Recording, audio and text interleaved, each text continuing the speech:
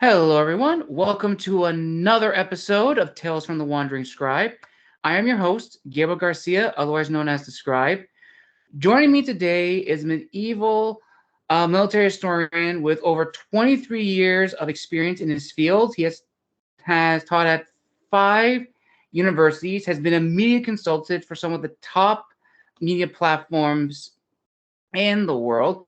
He's also written several books on medieval history, from the fall of Acre, Richard the Lionheart, and the lives of medieval soldiers. And the book we're talking about is The Fall of Jerusalem.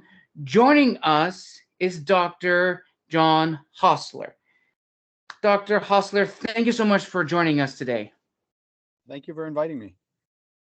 You're welcome.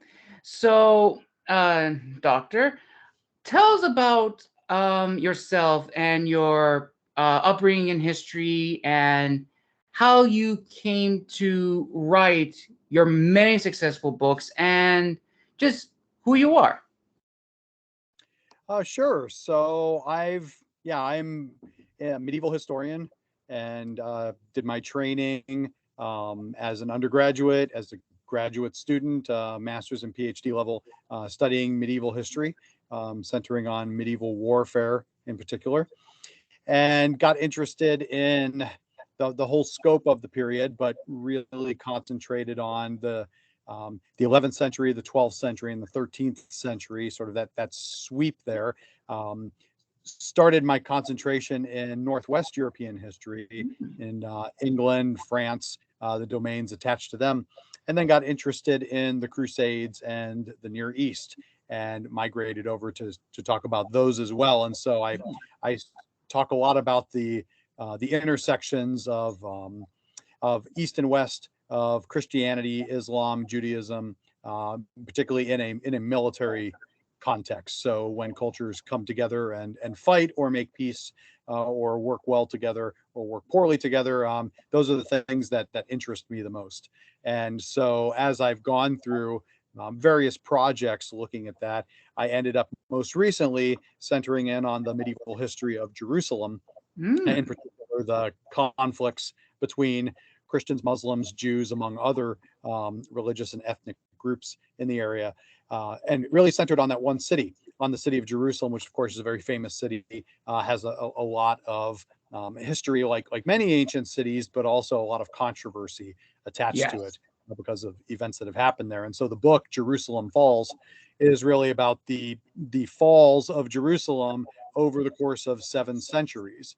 So from the first conquest of the city in 614 by the Persians, all the way up until the last medieval fall of Jerusalem in 1244 to a Muslim army. And I look at all of the sieges in that context, the sieges, the attacks, the battles, and try to find out what was going on beneath the veneer of what looks like bloody warfare. Is that what's really going on, or is there another story to tell? And so that's been the most recent project.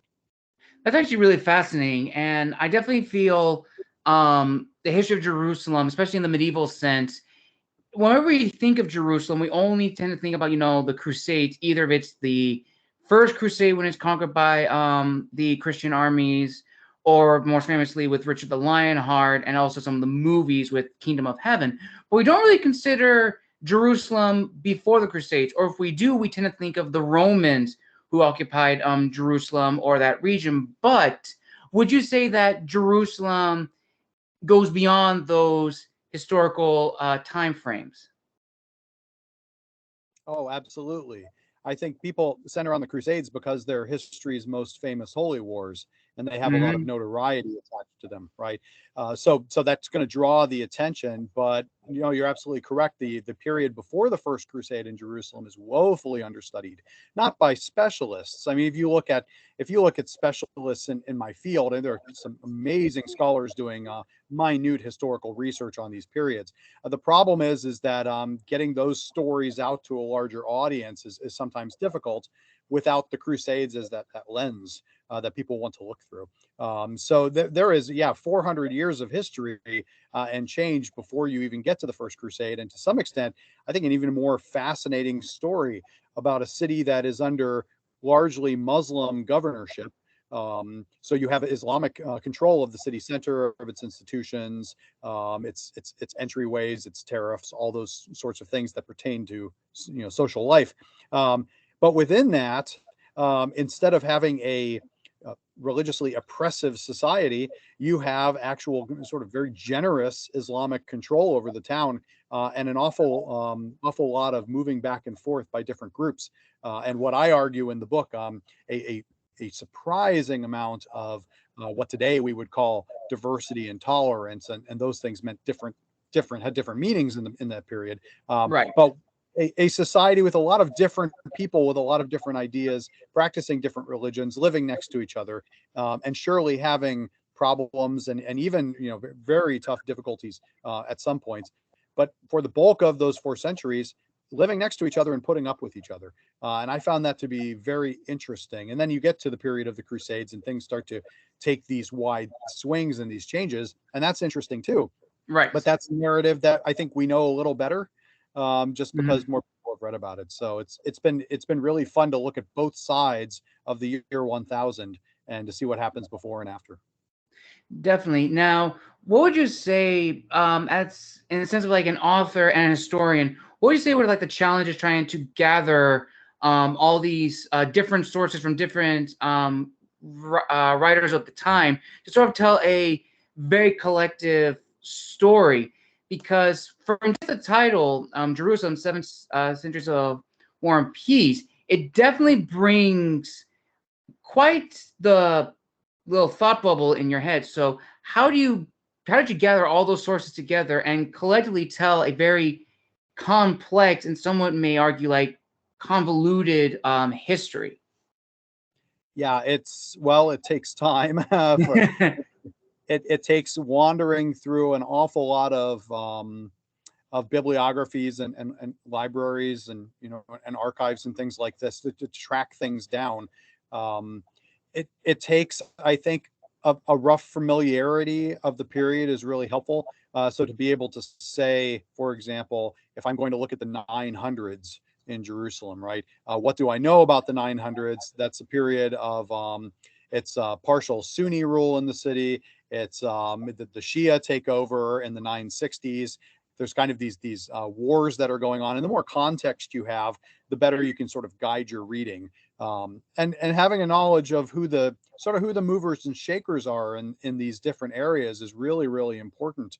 As I said at the beginning, my interests really fall more in the 11th, 12th, especially 12th century, and also 13th. So you sit there and say, well, who's doing the most interesting creative work in 8th century history, 9th century history? Who has the major books? What are the major theories that are out there? What has changed? And so you spend as much time gathering data as you do learning a new field, essentially. And so you have to be willing to do that kind of work. And I think that can be uncomfortable for people because you kind of cut your teeth for 10 years or longer working on one field, getting to know everybody, absolutely everybody in the field, who are all the big names. And then to have to shift that, it takes a lot of work and time to do it. So it was definitely a challenge. But what I found was it was a fascinating challenge. It was almost like going back to grad school and taking different classes in that sense, right? And things that I didn't have a chance to take back at that time. So Fatimid history is a perfect example. I told friends after I was finished with chapter 2, I said, if I could go back and do grad school again, I might specialize in Fatimid history in 10th and 11th century Egyptian Shiism, because I found the sources so incredibly fascinating and the scholarship is marvelous. And that's something I never encountered before because I never really took that deep a dive into it. So it's a big challenge. You have huge reading lists. You have a lot to do. A lot of these books are, they're not in your local library, so you wait around. No, that is true. And I had to buy a lot of books where no library in America had them. So I just, I found them and I bought them. And I spent the money in it. So it takes that kind of time and some financial sacrifice. But in the end, I thought it was a really, really worthwhile and interesting journey. I would definitely have to agree. I actually finished my graduate school back in 2021, specializing in classical history, but I did take a course on medieval Spain, and I knew nothing of medieval Spain, and maybe you can comment on this, but medieval Spain in sense of like for the crusading aspect, it seemed almost like a testing ground, as my professor said, that when the call for arms by the Spanish king saying we need to push the Islamic forces out of southern Spain, he argued that it was almost like a testing ground for some of the Normans, some of the knights of Europe to see if we can push the Islamic forces out of Spain. We can probably do that in Jerusalem and Syria, which it was fascinating to see how much of Spanish Asia I never knew about, and I really don't think it gets a lot of credit as well. And tying that to Jerusalem, Jerusalem and Spain were kind of like a land of three religions. But of course, there was a lot of problems that were internally and also externally that were brought in, which I found very fascinating and often don't get a lot of recognition. And I wonder if there are any myths that you uncovered in your research about Jerusalem in the 10th and 11th and 12th centuries.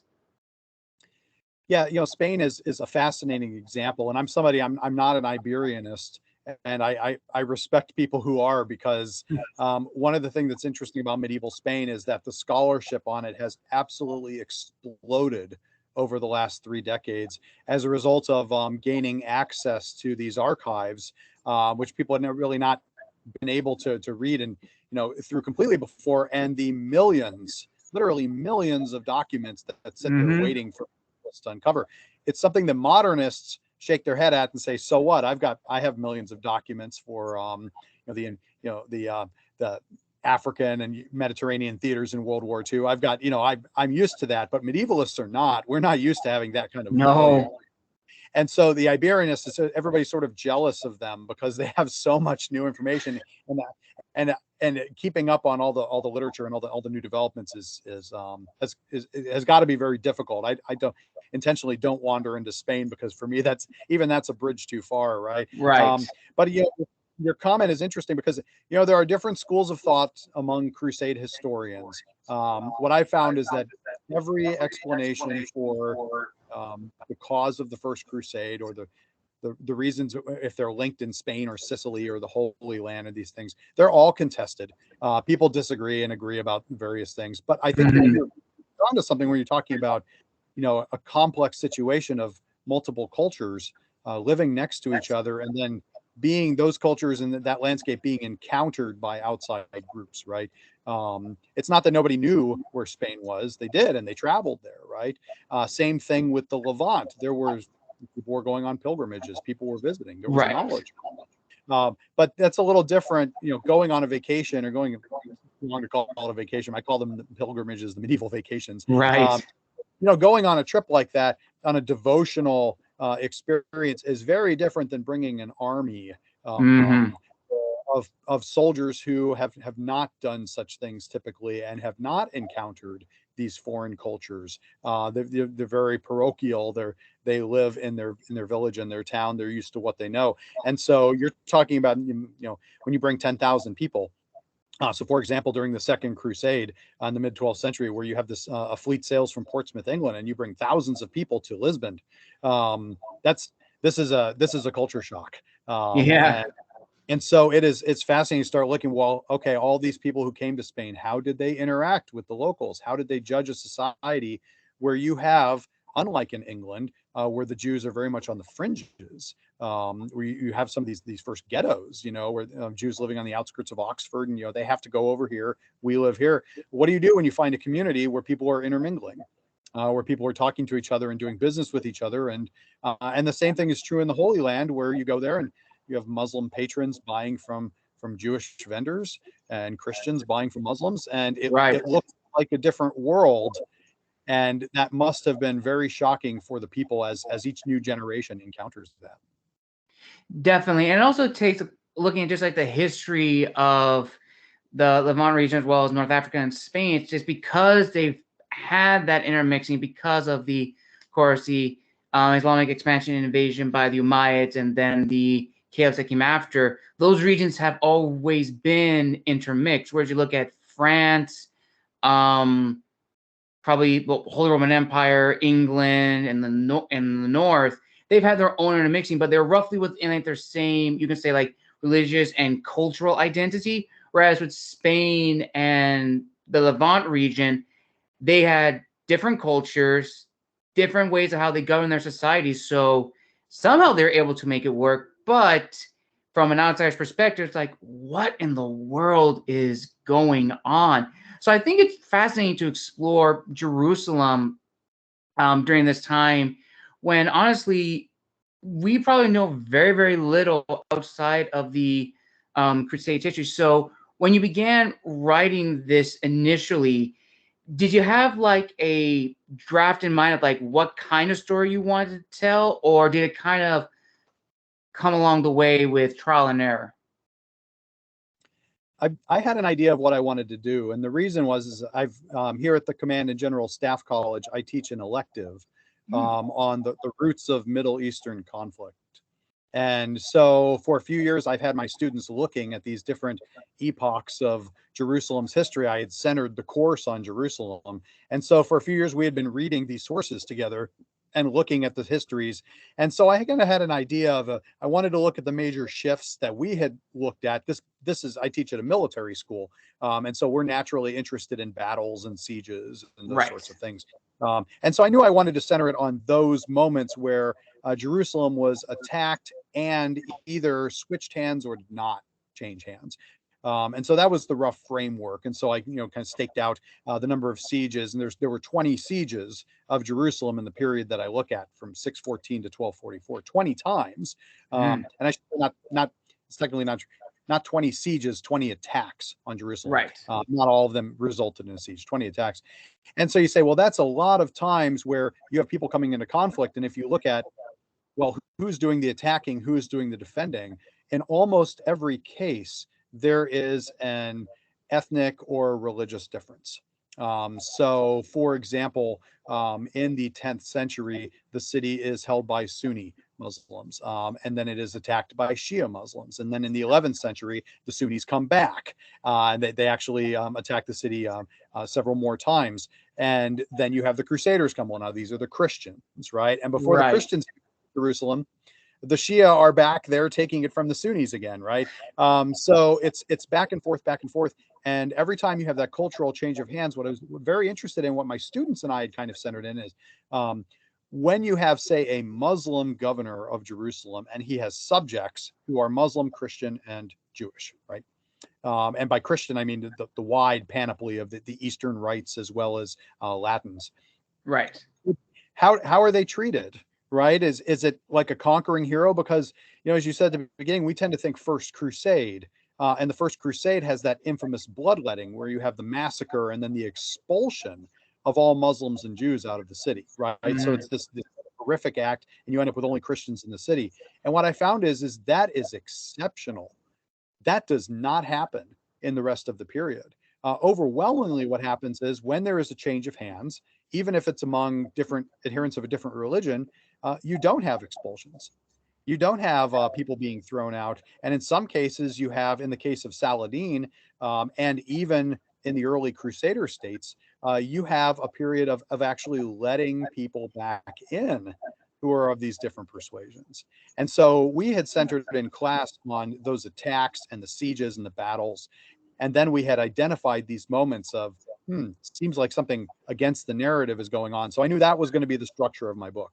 What I did not know is the big number of smaller events that I found that weren't big formal battles, but small little moments that kind of revealed the same narrative. And I found that to be very interesting. Definitely, yeah. And I'm glad that you brought up Saladin, because I think when we think of the Crusader leaders, the warrior kings, the two that come up is for Europe, you have Richard the Lionheart, and for the Arabs, you have Saladin. And Saladin is a very interesting character for me. If you read about his whole life story up to that point, he's a very, very, not only a practical ruler, but he's a very influential and very religious man in my own readings and research. And when he conquers Jerusalem, the treatment of the people is vastly different to how you would say like the Crusader states would in the early times. So it's fascinating to see, you know, who these people were. And of course, you know, the losers in history will always depict like their enemies as sort of like the monsters or stuff as we see in other history. But when tying to Saladin for the book, what have been some of the myths you've uncovered about Saladin and his relationship with Jerusalem, particularly when he conquers Jerusalem during the Second Crusade, and this whole story that him letting the people go? But if I'm not mistaken, I could be wrong, but he let them go for a price. There was like a price tied to each person. Yeah. There, you know, Saladin, I have some colleagues who've done some magnificent work on Saladin, and he becomes a more complex person over time.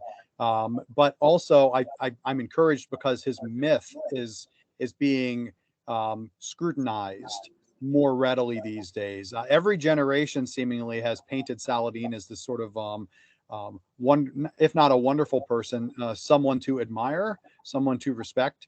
And it's amazing through time how he gets cast as, you know, a French chivalric knight, or, you know, a dispenser of justice, or a tolerant man, these sorts of things. And a lot of that is based on anecdotal evidence that is more or less true. You see him doing these things. And at Jerusalem, he does have the option to massacre the population, and he doesn't. You know, he passes on that. But what I found is through my research on Saladin and the Third Crusade, is that some of it is overblown, and now it depends on how you read the sources, and so this remains very controversial, right? He does spare the Jerusalem population in October 1187 after he takes the city, and from September to October, where he's ransoming the population, right? Right. If you can pay, you can go free. It's fantastic. If you can't pay, then you're a slave, right? And there are thousands and thousands of residents of Jerusalem who are enslaved. They're sent off to the slave markets in Damascus and other places. They're sold off, and it's done individually. It's not Saladin with, you know, 11,000 people who dumps them in Damascus. He's giving them to his emirs, to his soldiers, to his generals, and they go and they sell them, right? There is, in one of the sources, Imad al-Din Isfahani, who is a confidant of Saladin, and who wrote a life story of him, basically. Imad al-Din makes the suggestion that before those people were enslaved, that they were given over, the women, to the army for a what I would call a mass rape. That's what he suggests in the source. Now, some people said, well, that source is very stylistic and he's prone to exaggeration. I, on the other hand, I look at it and say, well, but he's writing it for Saladin, and you know, and he's there as a witness, and he's got other informants and whatnot, and so it depends. Well, do you take this source credibly? And I raise this in the book. I say, if you do take it credibly, then the wonderful tolerant Saladin we have, well, actually, he's a mass enslaver and an enabler of mass rape. Depending on what theoretical school you ascribe to, there are some who would say that the use of rape in war is of a level that is to be, you know, as widely condemned as other atrocities, as other genocide moves, right? And I don't take a piece on that theory. I'm not a gender scholar, and I really haven't researched that much. But I do note that, you know, there are some people who have suggested this. So what do we think of him now, right? If that's true, well, we know that slavery is a horrible thing, right? As we look back at that, you know, and we say, okay, obviously it's different time and different mores and that sort of thing. But it's not exactly him opening the door and letting everyone go. It's ransoming, it's extortion to some degree, it's enslavement and rape. And so you can say, okay, is that better or worse than the massacre of 3,000 people in 1099 under the First Crusade? And I don't think there's any profit to be gained by comparing those and trying to figure out who's better, who's worse. I think at the end of the day, we as moderns would say that's all kind of pretty terrible, and we don't want to support any of that kind of stuff, right? But when you mention kind of the myth making, it says, well, so who talks about this? And you look through the studies of Saladin, you look through the articles, you look through the books, you say, who's raising the issue of mass rape? And you don't really see it very much. Yeah, that is pretty true. because especially when you talk to medieval sources, they tend to look at things from one perspective, and it's really fascinating to see them, but also have to take into consideration you have to take it with a grain of salt. So you can look at this from one perspective or one perspective, which I think is the ultimate kind of caution when it comes to these sources.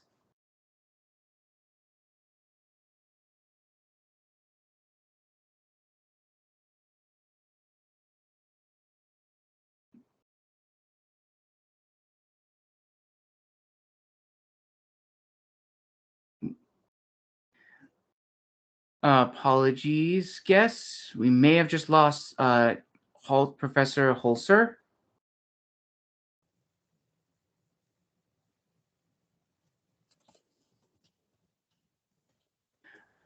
Oh, there we go. Yeah, sorry about that. The Wi-Fi dropped and I had to reconnect. No problem, no problem. I don't know where I left off. Oh, I was just saying that going back to the sources was that's kind of the thing when it comes to like medieval sources. You always have to take them with a grain of salt, but definitely acknowledge the time that they were written in. And again, like I said, it depends on the theoretical framework that you're looking at. You can either go the route of Saladin being this very tolerant man, or you can go through the other route where he was, a man who ransomed the people of Jerusalem. And if you couldn't pay the ransom or you didn't have any money tied to you, you were sold into slavery to get some kind of worth, which, again, that's a part of history of the Jerusalem saga we don't hear about. And I think a lot of the depictions of Saladin, especially we go to media, Kingdom of Heaven being the perfect example, we see the more tolerant version of Saladin saying, I'm just going to let everybody go free, which honestly, if we agree that that did happen, then that's painting the man as this tolerant person. But if we go the other route, it's a very different man, which that could be said for any person during the medieval period.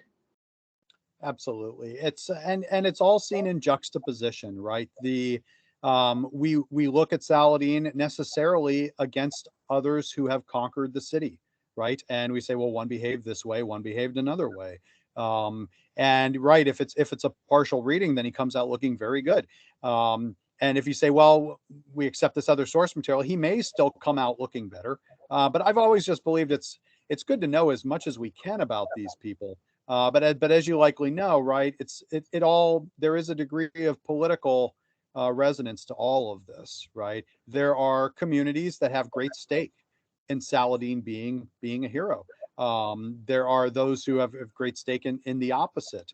And you Right. mentioned Kingdom of Heaven, right? The depiction of him. I've heard it explained, and not that I'm a great expert on this movie, but I've heard it explained that some of that was in response to increasing occasions of Islamophobia around the world after 9/11, and so this sense to sort of right the balance and not be inflammatory.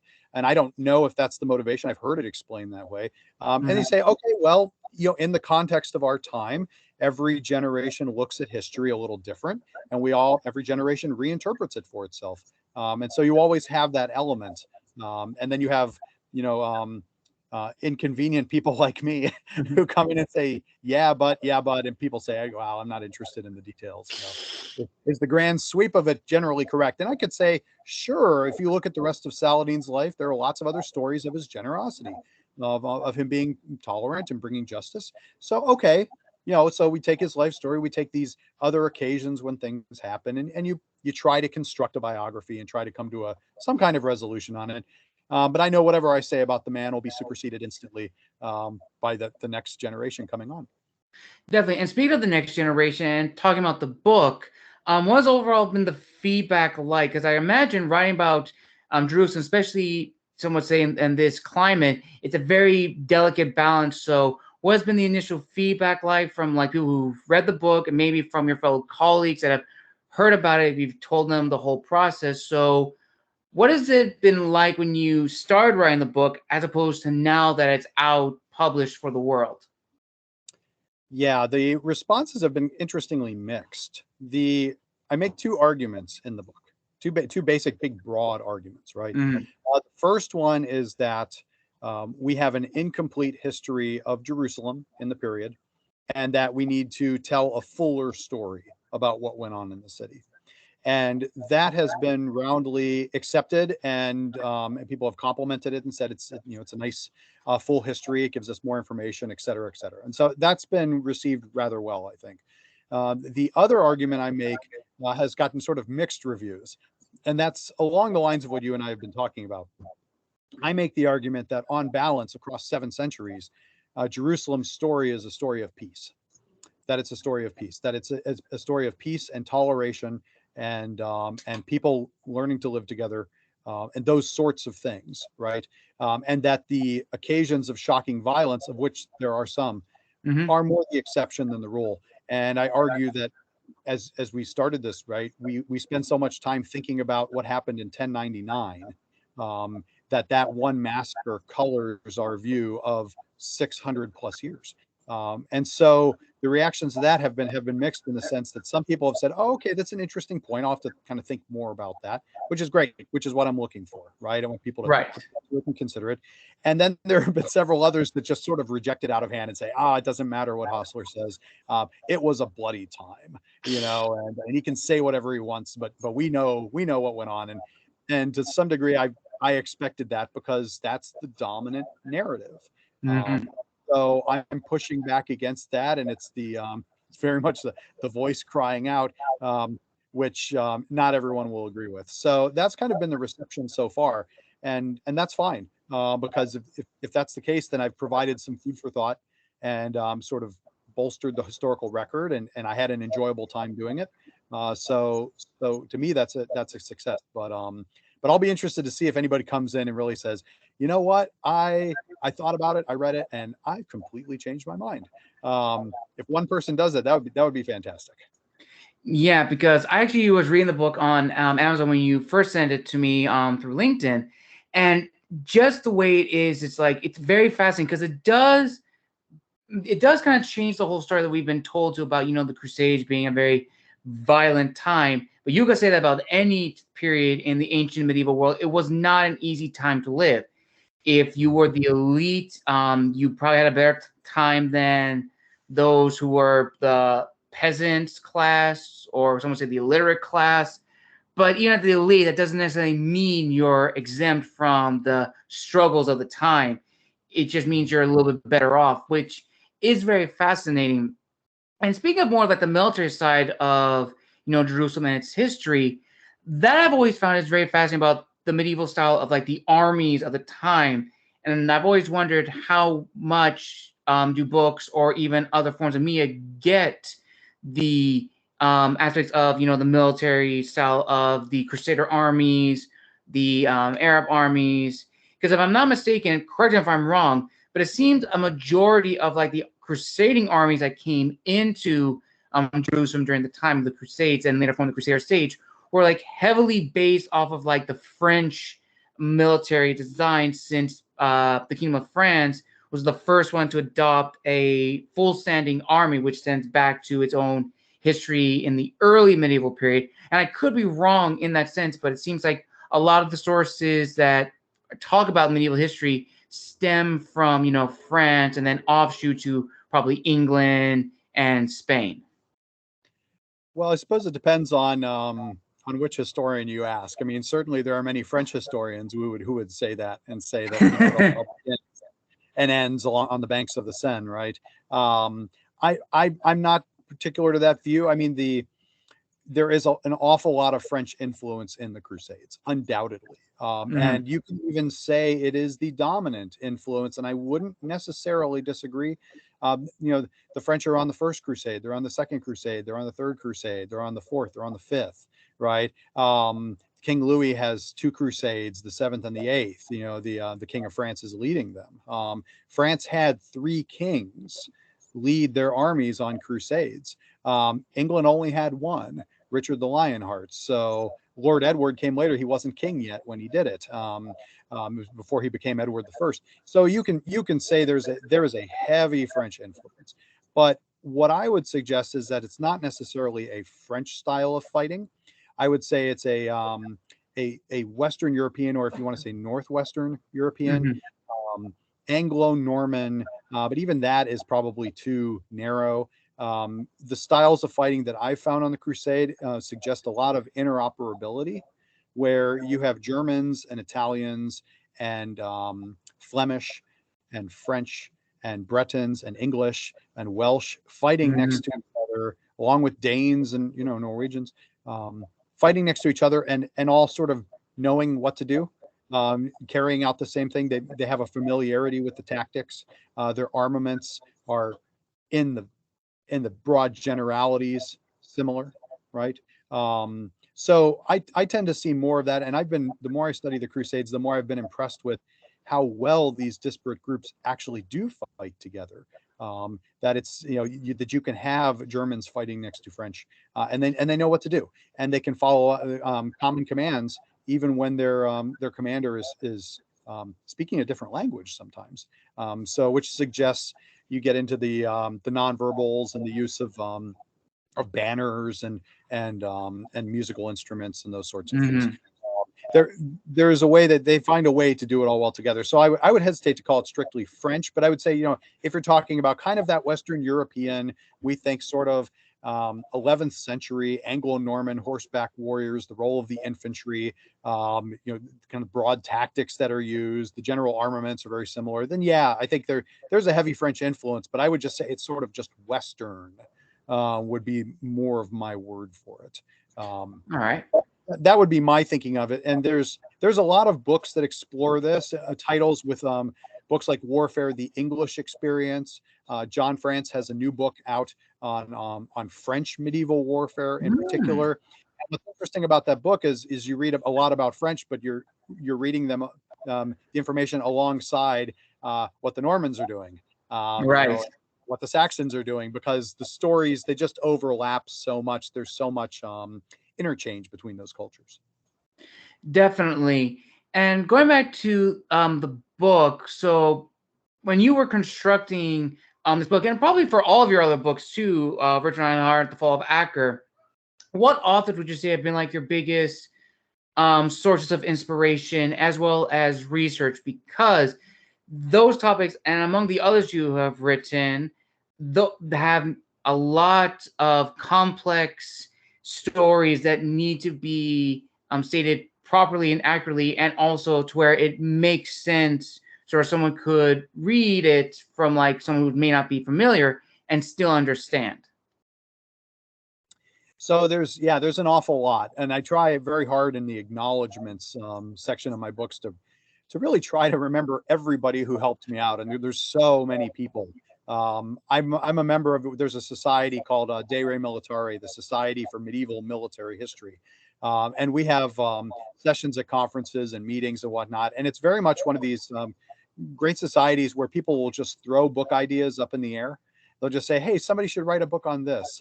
Whereas some scholars tend to be very secretive and private and say, well, I'm not going to tell anybody that idea because I'll write that book someday. We're very much, hey, somebody should do this. Here's an idea. Hey, I found this new source, and give it to a grad student and let them fly with it, right? So it's a nice collegial, collaborative field, medieval military history. We tend to all get along very well with each other, and we talk a lot.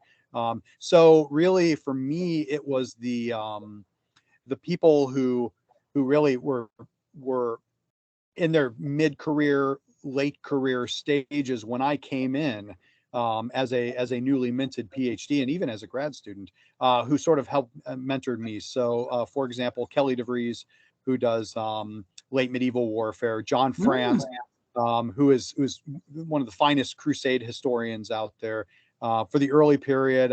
People like Bernie Backrack, who is really a pathbreaker in Carolingian warfare. Helen Nicholson has done some fantastic work on the military religious orders and getting at some of these other parts of the Crusades that I don't tend to concentrate much on. I don't really in-depth study the Knights Templar per se. Whereas she has this incredible working knowledge of them. So figures like that, along with my own dissertation advisor, Dan Callahan, those are sort of my primary influences. And what they all have in common is really that kind of generosity, the willingness to just throw out ideas and to give you frank feedback, where you're doing well or you're making mistakes, or, why don't you take a look at this? Kelly DeVries, for instance, we were just talking about this a few months ago. We were riding around in a car. We used to work 3 miles from each other. And he said, you've been doing a lot of English history in your first couple books. You might want to think about getting a little broader, right? And you don't want to be stuck doing that the rest of your career. And at the time I said, what do you mean? I've been developing this research profile for, like 10 years or whatever, and you're telling me to just leave it.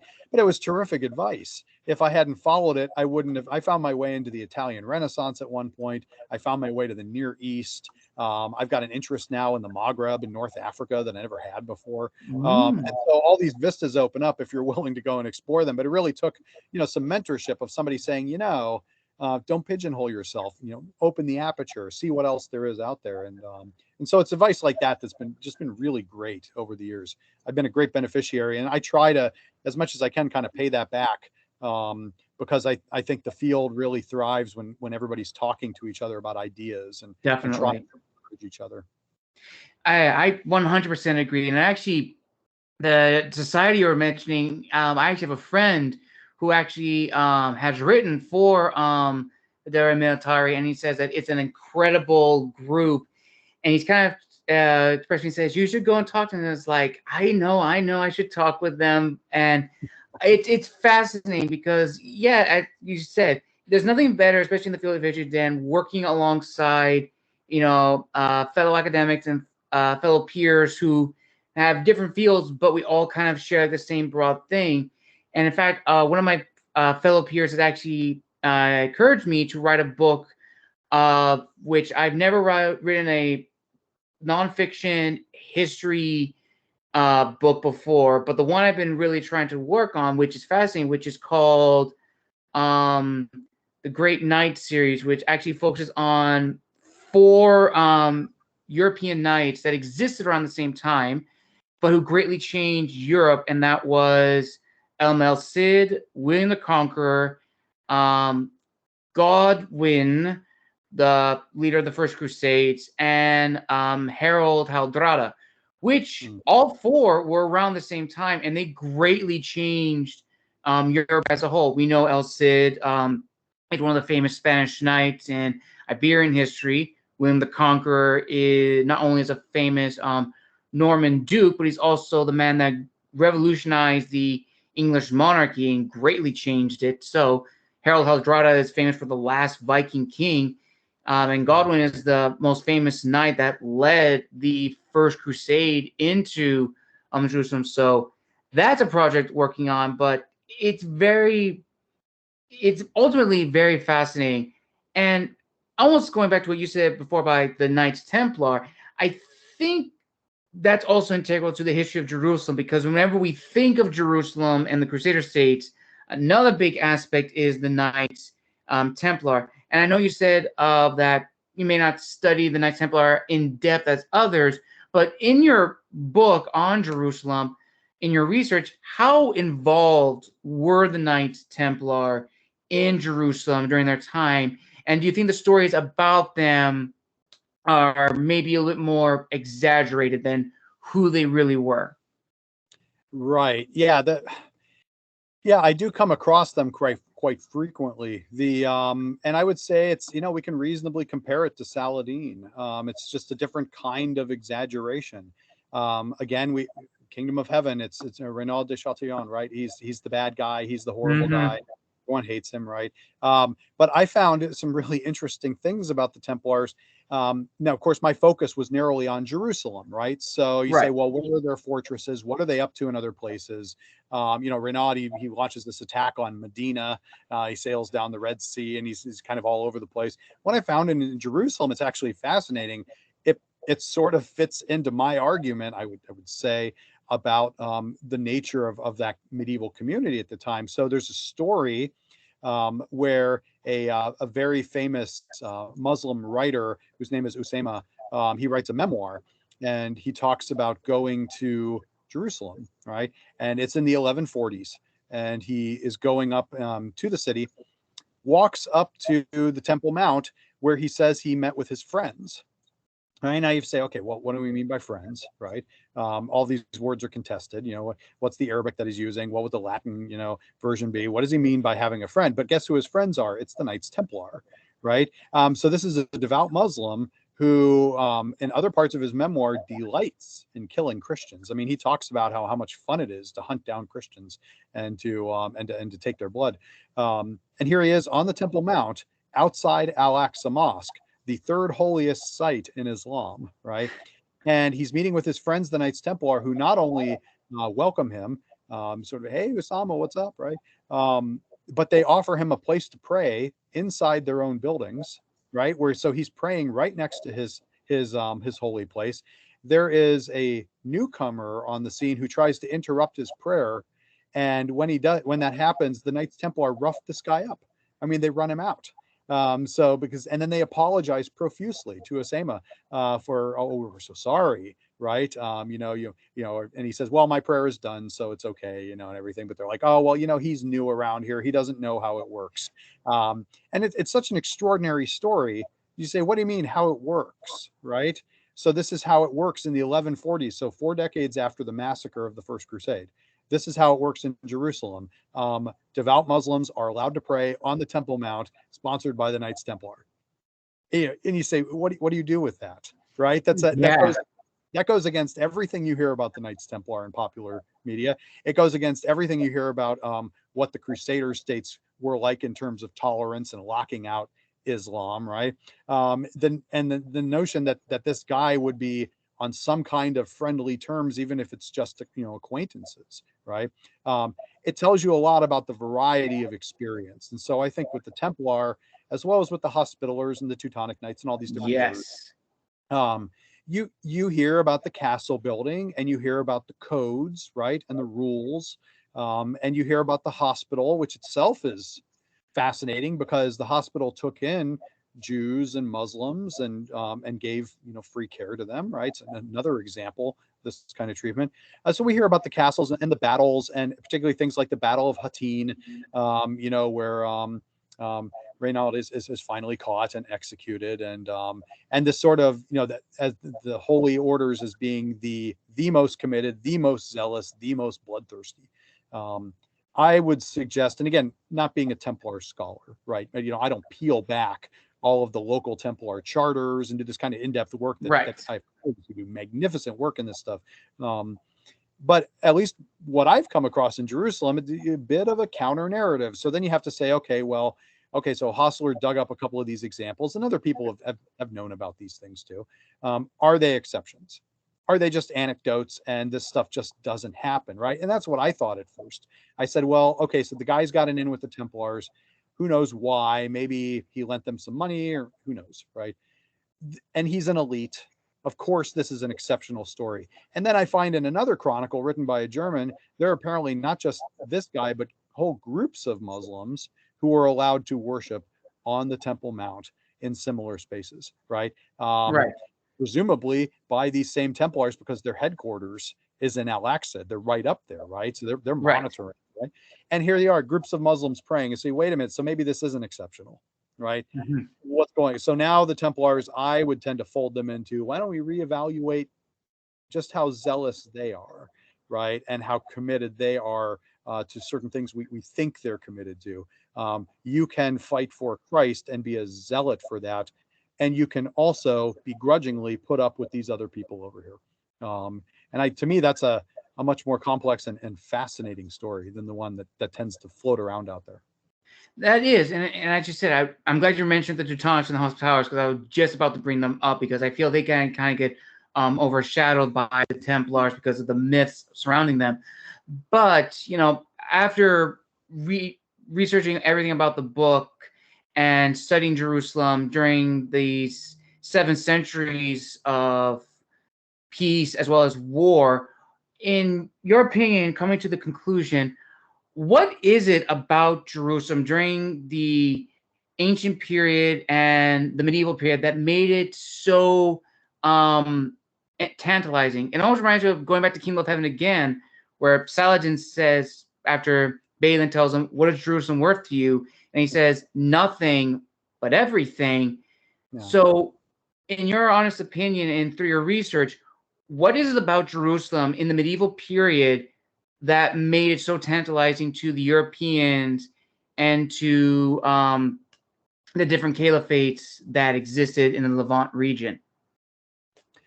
Well, those groups all had their own reasons for venerating the city and for considering it a holy place, right? Right. You have, for early Islam, it's the first direction of prayer. It's the first Qibla, where they would point towards Jerusalem instead of Mecca in their devotions, right?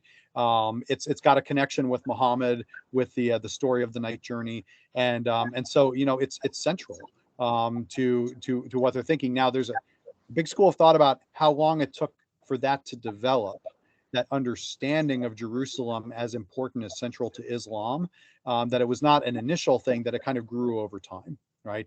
But nonetheless, there's its significance, right? For Christians, it's absolutely central. It is, and there are scholars like my old dissertation advisor who spend their careers just studying Jerusalem and its meaning, right? If you look at medieval maps, Jerusalem is in the middle of these maps. It is the center of the world.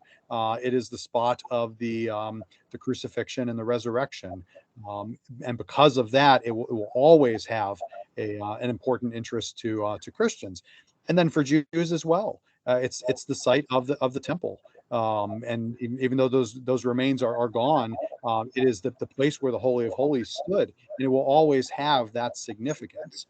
And what I find interesting about the city is all those things are still true today, right? Nothing has changed. All of the controversies and the arguments about who gets to pray where, who gets to be where, who gets to live where, the same Right. kind of arguments you see in the Middle Ages. And so I was interested to see if are there any lessons from the past, when you have arguably as an equally contentious time, where you have crusades flowing back and forth and you have jihads and this sort of stuff. It was a pretty tumultuous interreligious period, right? And yet they found a way to live together. Maybe there's something in there for us today. And I'm very cognizant that historians should not prescribe those sorts of things. I know I have colleagues who they think we should be doing it. I personally don't. I just simply put out the lessons and say, okay, take it for what it's worth to you, right? Right. But here's a time that was equally challenging, and they found a way through.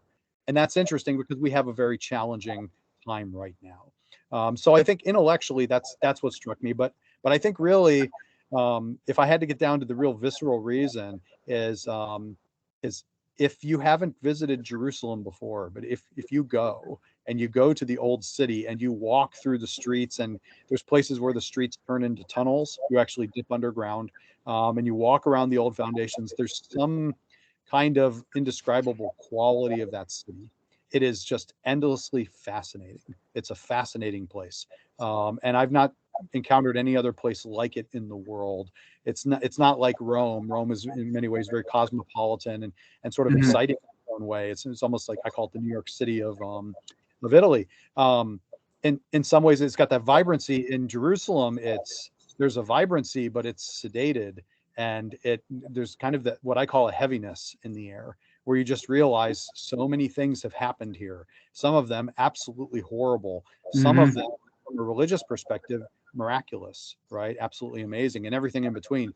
I've just never seen a place like it before, and so it was that kind of what we would call for the Crusaders the call of the East, that siren sound, to go to Jerusalem on a pilgrimage. Same thing with me, in terms of my research. I just felt I needed to write about this. And every time I go back to Israel, that same sort of magic comes back. And so I think that between the intellectual and the, I guess you would call it emotional, that's what drew me into the project, and that's what's probably going to keep me looking at Jerusalem for at least a few more years.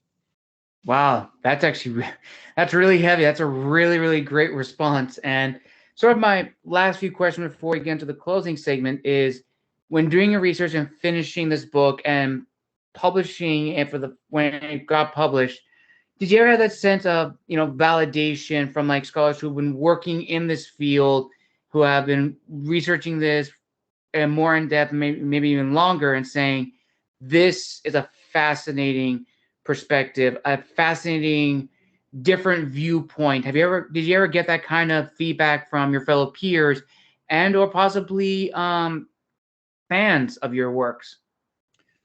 Yeah, there is some of that. So one of the blurbs on the book is by Adrian Boas, who is a fantastic archaeologist who worked at the University of Haifa and wrote several books on the archaeology of the Holy Land. And he read it and found it interesting. He's just say, oh, thank goodness, right? You know, if Adrian found it, he knows everything about this city, right? He knows every rock and stone. So yeah, it is gratifying when you hear that sometimes. And of course, there's, you know, the ones who come and say, look, you know, you generalized about this, and it's actually more complex than you're letting on. And it's one of the constraints of the publishing world. And you say, well, who am I reaching out to? What kind of a book do I want to write? And you adopt a certain style of prose to make it more accessible. And by doing that, relegate to the footnotes or an appendices or something like that. You know, kind of the in-depth, real hardcore, historical, you know, close-knit stuff that only, frankly, 10 people in the world are really all that interested in reading. And so you have to, there's that balance, right, of having the minute detail and generalizing so that it's accessible. And I talk about this in the introduction. It's a tightrope to walk, and undoubtedly there will be criticism from both sides saying you generalize too much, or you were too specific. I can't understand it. There's too many names, too many place names, that sort of thing. So when someone does come across and say, "Oh, I really enjoyed the book," I find that's great. And my response is, whenever anybody writes and says, you know, "Hey, I read your book and I really enjoyed it," I just say, "Hey, I'm glad you liked it. I'm glad you liked it," because that's what I'm really looking for, right? If people enjoy it, then they're open to learning. Then they might, you know, bring something out of it. If they despise it, well, they're going to throw it to the side. They're not going to finish it, and then no one is well served by that. So so it's always nice when people come and say it's well done. But I also enjoy the criticisms too. I mean, I'm an old enough scholar. I've been doing this since really I started grad school in 1999, and I've been teaching since then. So I've had thousands of students, many hundreds of which who have called me out in the middle of class and said, "Hosler, you're an idiot," right? Lots of negative reviews of other books and articles, and pointed questions at conferences, and even accusations of various things. And I can take it; it's fine. As I approach my 50th year, I can handle it. And if you're going to get better, you need that. And so I would say that, people, as you think about, writing your book about the Knights, and as others think about writing these books, it's, go into it with your eyes open and say, there's going to be the fans, there's going to be the haters, there's going to be the reasoned critiques, and it's all good. You take it all and you try to do it better the next time. So that's a very long-winded answer to your question. Hey, that's a really good one. You actually got up almost all the other questions I was going to ask, which leads me to ask you a little fun one, and it's kind of interesting one too. So, what aspect of the Crusader history do you think probably would have taken, in your research, probably could have gone in a different direction? So this is where it kind of goes to alternate history. So in your research, at what point do you think the history of Jerusalem could have taken a stark, hard right from the main history that we're already taught? Oh, that's a great question. It's interesting. I think if I had to pick one, I think it would be the year 638 or 637. People still argue about the dates. I just kind of went with 638 for a couple of reasons. That is the first Muslim conquest of Jerusalem by the second Caliph, Umar ibn al-Khattab, who is a celebrated hero in Islamic history for taking the holy city. I think at that time, the city was incredibly weak. The Byzantine field armies had retreated. It was all on its own. It was on the frontier of Syria, alone and by itself. And when Umar surrounds the city with his armies, the patriarch of the city, Sophronius, enters into negotiations. There's some exchanges of fighting, not much, but he essentially says, "Let's come to terms," right? Umar did not have to come to terms with him at all. He could have broken that city, absolutely. He could have blockaded it and starved everyone to death very easily. he could have stormed the city, annihilated everyone inside, and made it an Islamic city, and just sort of purified it in that sense, and establish a theocracy and lock it off to everyone else for the rest of time. He could have done that. That would have been the moment to do it. The resistance was so weak. And what's fascinating is he does the opposite. Not only does he allow the citizens to live, he makes an agreement with them. It's called Umar's Assurance. It's an interesting agreement, which guarantees the Christian the rights to their current properties and the and freedom of worship. And then afterwards, the Jews who had been thrown out by the Christians, Umar welcomes the Jews back in. So he has a city, he can do whatever he likes. And instead of making it an Islamic only city, he diversifies it deliberately. Wow. And then, having done so, says, that's all great, but the Temple Mount is ours, and we're going to clear it off. It was being used as a garbage dump, and that's where Al-Aqsa Mosque and the Dome of the Rock are built. And so you have the Muslim holy sites as a result. But I think the more I read about Umar, the more fascinating this guy is. He could have done anything he wanted in that moment, and he chose mercy, and he chose what we would call diversity. And he chose to live, to have Muslims live next door to people of other creeds. And so I think that is the one where, if it had gone another way, I think we're looking at a very different history of the city for the next 1,300 years. But instead you've got Umar. And you mentioned Saladin earlier. When Saladin takes the city, the poets, the Arabic poets, celebrate him as a second Umar. Right? Wow. That's the model that they measure him up against. That is actually really cool. That now I have to research him on my own to see this stuff. So thank you for bringing that up. Thank you. Yeah, it's great stuff. Well, listeners, we've reached the end of our wonderful and very informative interview. But before we end today, Dr. Hosler, where can people find you and engage with you if they want to know more about your works or maybe talk to you? Oh, sure. Yeah. Always happy to hear from people. Twitter is probably the easiest way. For those who are professionals on LinkedIn, I can be found there as well. But Twitter is probably where I'm most accessible. The handle is @medievalist1. You can find me on there, where I post about my research and post things that I'm doing, things that I find that are interesting. And there's that feature of direct messaging, so they can send me a message. That is, unless I get a quantity of hate mail, in which I'll turn that feature off.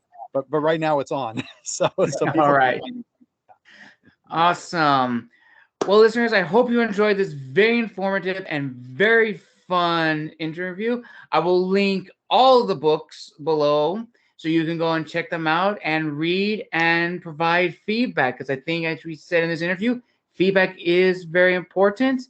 And again, I want to thank our guests for joining us today. And yeah, thank you so much for being an awesome guest today.